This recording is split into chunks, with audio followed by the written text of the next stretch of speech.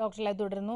Doctor, ഇപ്പം T ബിയുടെ ഇപ്പോൾ ഷുഗർ ഉള്ളവർക്ക് ചുമച്ചാൽ ടി ബിയുടെ ലക്ഷണമാവാൻ സാധ്യതയുണ്ടെന്ന് പറഞ്ഞു. ടി ബിയുടെ ലക്ഷണങ്ങളിൽ ഒന്നാണോ ചുമ? അതെ, വളരെ പ്രധാനപ്പെട്ട ലക്ഷണമാണ്. ഇപ്പോൾ 2 ആഴ്ചകൾ കൂടുതൽ നിലനിൽക്കുന്ന ചുമ, ഇപ്പോൾ എല്ലാം ടി വിയിലൊക്കെ കാണാം നമ്മൾ. പക്ഷേ അതെന്തായാലും പരിശോധിക്കണം. കഫം ഉണ്ടെങ്കിൽ കഫം പരിശോധിക്കണം, ടി ബി ഉണ്ടെന്ന്. അതിൻ്റെ കൂടെയുള്ള ലക്ഷണങ്ങൾ എന്ന് പറഞ്ഞാൽ രാത്രി കാലങ്ങളിൽ മാത്രം വരുന്ന പനി, ദേഹമൊക്കെ ഒരു വിയർക്കുക, വിശപ്പില്ലാതാവുക, ആഹാരം കഴിക്കാൻ തോന്നാതിരിക്കുക. ഇതൊക്കെ ഉള്ള ഒരാളാണെങ്കിൽ 2 ആഴ്ചക്കുള്ളിൽ ചുമയുണ്ടെങ്കിൽ എന്തായാലും കഫം പരിശോധിക്കണം. കാരണം പലപ്പോഴും വിചാരിക്കും എനിക്കങ്ങനെ ടി ബി വരുമോ, അങ്ങനൊരു ചിന്ത ഉണ്ടാവാൻ പാടില്ല. നമ്മുടെ നാട്ടിലുള്ള ആർക്കും വേണമെങ്കിലും ടി ബി വരാം.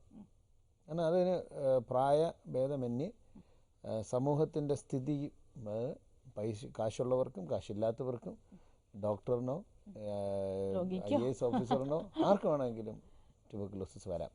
ഇത് ഡിറ്റക്റ്റ് ചെയ്യാൻ പലപ്പോഴും നമ്മൾ അത്ഭുതപ്പെടുത്തുന്നത് കഴിഞ്ഞാൽ വളരെ ഹൈ സൊസൈറ്റി ഉള്ളവർ പോലും ഡിറ്റക്റ്റ് ചെയ്യാൻ വളരെ താമസിക്കും. അവർ ഉദ്ദേശിക്കുന്നില്ല. അപ്പം ആർക്കൊക്കെ വരാൻ ചാൻസ് എന്ന് പറഞ്ഞാൽ പിന്നെ ഡയബറ്റീസ് ഉള്ള രോഗികൾ പ്രത്യേകം ശ്രദ്ധിക്കുക. അവർ 2 ആഴ്ചക്കുള്ളിൽ ചുമയ്ക്കാൻ എന്തായാലും ഒരു ഡോക്ടറിനെ കാണിക്കും. കാരണം ഇപ്പോൾ പലപ്പോഴും മറ്റുള്ള ആൾക്കാരായിരിക്കും അഭിപ്രായം പറയുന്നത്, ഈ ചുമയൊക്കെ എല്ലാവർക്കും ഉള്ള, ഇപ്പോൾ എല്ലാവരും ചുമച്ചുകൊണ്ടിരിക്കുകയല്ലേ, അത് കുഴപ്പമില്ലാന്ന്. ഈയിടയ്ക്ക് സംഭവിച്ചതാണ്. അപ്പോൾ അയാളൊന്ന് നോക്കിയപ്പോൾ കഫം പരിച്ചു, എക്സ്റേ എടുത്തപ്പോൾ തന്നെ പ്രശ്നമാണ്, കഫം പരിച്ചു ടി ബിയുടെ കണക്കുണ്ട്. അപ്പോൾ ആ ഡയബറ്റീസ് ഉള്ള ആൾക്കാർ, പിന്നെ പുകവലിക്കുന്നവർ, പിന്നെ എന്തെങ്കിലും മരുന്നുകൾ, ഈ സ്റ്റീറോയിഡ് അടങ്ങിയ മരുന്നുകൾ കഴിക്കുന്ന ആൾക്കാർ, ഇവർക്കൊക്കെ ചുമ മാറുന്നില്ലെങ്കിൽ എന്തായാലും ഡോക്ടറെ കാണിച്ച് പരിശോധിക്കണം.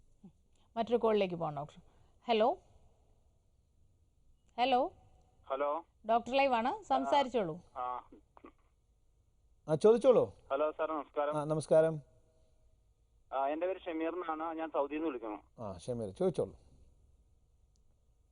ഷമീറെ കേൾക്കാം. സാറേ, ഈ ഒരു 4 വർഷമായിട്ട് ഇങ്ങനെ ഒത്തിരി പഴക്കമുള്ള ചുമയാണ്. അന്നേരം ഒത്തിരി പ്രാവശ്യം ഇങ്ങനെ ഡോക്ടറെ കണ്ട് മരുന്നുകൾ വാങ്ങിച്ച് കഴിച്ചുകൊണ്ടിരിക്കുന്നു.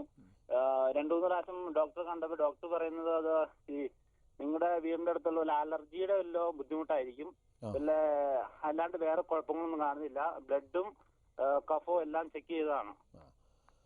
അപ്പോൾ ഇതിപ്പം നീണ്ടു നിൽക്കുന്ന 2 മാസത്തിൽ കൂടുതൽ നിലനിൽക്കുന്ന ഒരു ചുമയുടെ ലക്ഷണമാണ് ഇപ്പോൾ കണ്ടത്.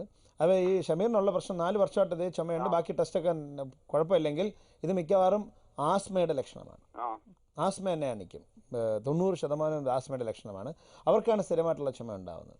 അപ്പോൾ ചുമ ഒരു ലക്ഷണമാണ്. അപ്പോൾ രാത്രി കാലങ്ങളിൽ വരുന്ന ചുമ, രാവിലെ എഴുന്നേൽക്കുമ്പോൾ വരുന്ന ചുമ, ചുമയ്ക്കുമ്പോൾ കുറുങ്ങലോട് കൂടിയ ശബ്ദമുണ്ടാവുക, കട്ടി ഒരു നൂല് പോലുള്ള കഫം ചാടി വരിക, എലാസ്റ്റിക് പോലെയൊക്കെ ഇരിക്കും കഫം, തുപ്പിക്കഴിഞ്ഞാൽ പോവില്ല. അപ്പോൾ അങ്ങനെയുള്ള കഫം ഉണ്ടെങ്കിൽ അത് ആസ്മ തന്നെയാണ്. ഷമീറിൻ്റെ ആസ്മ, അപ്പോൾ കറക്റ്റായിട്ട് ആസ്മയുടെ ട്രീറ്റ്മെൻറ്റ് എടുത്തു കഴിഞ്ഞാൽ അസുഖം മാറും. ഇപ്പോൾ സൗദിയിലിരിക്കുന്ന ആളിന് വീട്ടിൻ്റെ അടുത്തുള്ള അലർജി ഉണ്ടോ ഇല്ലയോ എന്നുള്ള നമുക്ക് കണ്ടുപിടിക്കണം. പലപ്പോഴും നമുക്ക് ഒഴിവാക്കാൻ പറ്റുന്ന അലർജി മാത്രമേ നമുക്ക് ഒഴിവാക്കാൻ സാധിക്കുള്ളൂ. മരുന്നുകൾ കഴിച്ചത് ഒഴിവാക്കാം, മരുന്ന് കഴിച്ചത് ചികിത്സിക്കുന്നതാണ് നല്ലത്. മറ്റൊരു കോളിലേക്ക് പോകാം doctor. Hello hello, doctor live ആണ്, ചോദിച്ചോളൂ. ഹലോ ഡോക്ടറെ. കേൾക്കുന്നുണ്ട്, ചോദിച്ചോളൂ. എന്റെ മോൾക്ക് 7 വയസ്സുണ്ട്, മൂത്തയാൾക്ക്. ഒരു 2.5 വയസ്സ് തൊട്ടൊരു ചുമയുണ്ടായിരുന്നു. അപ്പം ഒരു ഡോക്ടർ കണ്ടിട്ട് പറഞ്ഞു ഇതിങ്ങനെ വെച്ചോണ്ടിരുന്നാൽ ശരിയാവത്തില്ല, ആസ്മയുടെ ഇതായി മാറും, അതുകൊണ്ട് ട്രീറ്റ് ചെയ്യണമെന്ന് പറഞ്ഞ് ഒരു 6 മാസത്തോളം പച്ചമരുന്ന് ട്രീറ്റ് ചെയ്തായിരുന്നു. അപ്പൊ ഒത്തിരി കഫട്ടായിരുന്നു, കുറവുണ്ടായിരുന്നു. അതിങ്ങനെ നല്ല പോലെ ചുമച്ച് കഫമായിരുന്നു, അത് മാറത്തില്ല. ഒരു രാത്രി ഫുൾ എഴുന്നേറ്റിരുന്ന് വളഞ്ഞങ്ങനെ ചുമക്കുമായിരുന്നു. അതിനുശേഷം ഒരു പ്രശ്നമില്ലായിരുന്നു. ഇപ്പം ഒരു മാസമായിട്ട് ചുമയുണ്ട്. അത് ഭയങ്കര ചുമ എന്ന് പറഞ്ഞ കഫമുണ്ട്. 1 മാസമായിട്ട് രാത്രിയിലൊക്കെ നല്ല ചുമയുണ്ടായിരുന്നു. അപ്പൊ ഒരു ഡോക്ടറെ കാണിച്ചപ്പം പറഞ്ഞു സീസണൽ കഫ് ആണെങ്കിൽ കുഴപ്പമില്ല, കഫ് സിറപ്പ് കൊടുത്താൽ മതി എന്ന് പറഞ്ഞു. ആ കഫ് സിറപ്പ് കൊടുത്തു, ആന്റിബയോട്ടിക് കൊടുത്തിട്ടും കുറയുന്നില്ല. കുറഞ്ഞ് സബ്സൈഡ് ചെയ്ത് നിൽക്കുന്നുണ്ട്, പക്ഷേങ്കിൽ ചുമയുണ്ട്, ഇപ്പോഴും ചുമയുണ്ട്. രാത്രി കാലങ്ങളിലാണ് കൂടുതൽ. അപ്പോൾ രാത്രി കാലങ്ങളിൽ കൂടുതൽ വരുന്ന ചുമ അല്ലേ, രാത്രിയിലേക്കല്ലേ കൂടുതൽ ചുമയുള്ളത്? രാത്രി ഉറക്കത്തിൽ ഒത്തിരി ഡിസ്റ്റർബ്ഡ് ആണ്, അങ്ങനെ ചുമച്ചിരുന്നേക്കുകയും. അപ്പോൾ ഇതും ആസ്മയുടെ ലക്ഷണം തന്നെയാണ്. അപ്പോൾ ആസ്മയുടെ മരുന്നുകൾ കൊടുക്കും. ഇപ്പോൾ കുട്ടികൾക്കാണ് ഫലപ്രദമായിട്ട് ഇൻഹേലർ രൂപത്തിലുള്ള മരുന്നുകൾ കൊടുക്കാം, വളരെ സൈഡ് എഫക്റ്റ് ഒന്നുമില്ല.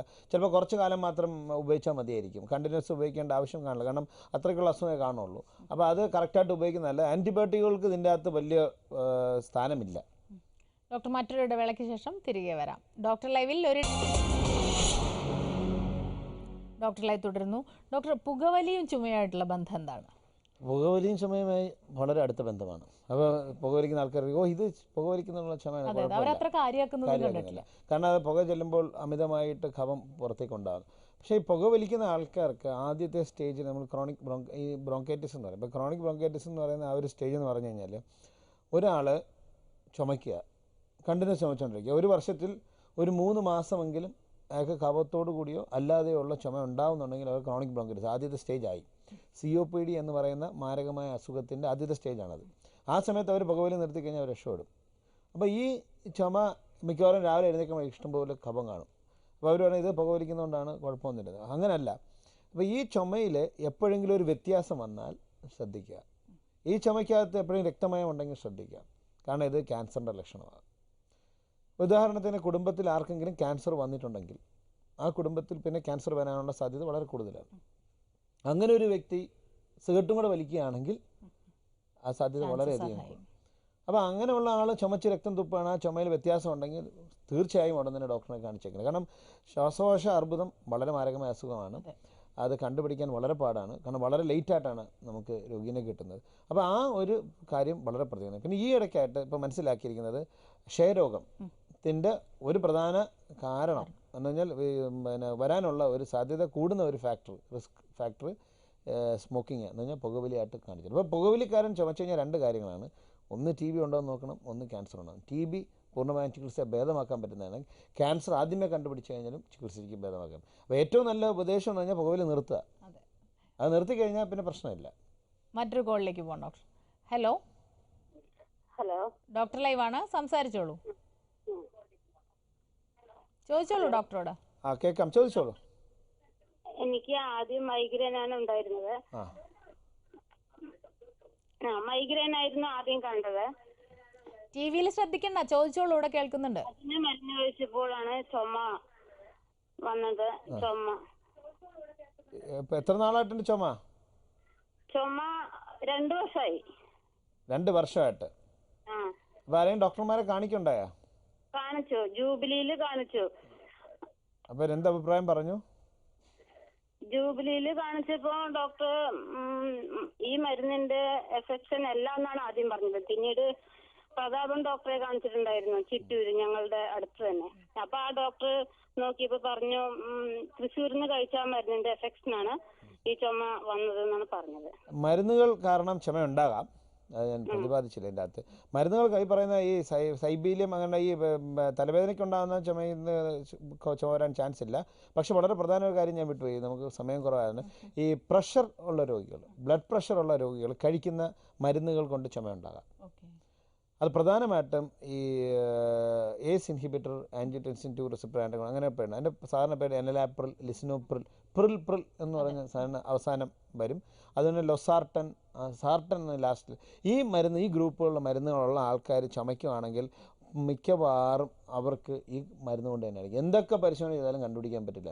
നമ്മൾ ജസ്റ്റ് ഒരു ഹിസ്റ്ററി ചോദിച്ചാൽ അറിയാൻ പറ്റും ഈ മരുന്ന് കഴിക്കുന്നത്. അതുപോലെ പ്രൊപ്പനിലോൾ, അറ്റനിലോൾ അങ്ങനെ കുറേ മരുന്നുകളുണ്ട് ഈ പ്രഷറിൻ്റെ പേര്. ഈ മരുന്നുകൾക്ക് കാരണം ചുമ ഉണ്ടാകും. അല്ല, ഈ മൈഗ്രെയിൻ്റെ മരുന്നുകൾ കഴിച്ച് ചുമ ഉണ്ടാകാനുള്ള സാധ്യത വളരെ കുറവാണ്. ചോദിച്ച കോളറിൻ്റെ പ്രധാനപ്പെട്ട പ്രശ്നം മിക്കവാറും അലർജി തന്നെ ആയിരിക്കും. ഡോക്ടർ, നമ്മുടെ ഇന്നത്തെ ഡോക്ടർ ലൈവിൻ്റെ സമയോടെ അവസാനിച്ചിരിക്കുകയാണ്. വളരെയധികം നന്ദിയുണ്ട് ഞങ്ങളോട് സഹകരിച്ചതിന്. ഇന്നത്തെ ഡോക്ടർ ലൈവ് ഇവിടെ അവസാനിക്കുന്നു. നാളെ വീണ്ടും 2:30 കാണാം. നമസ്കാരം.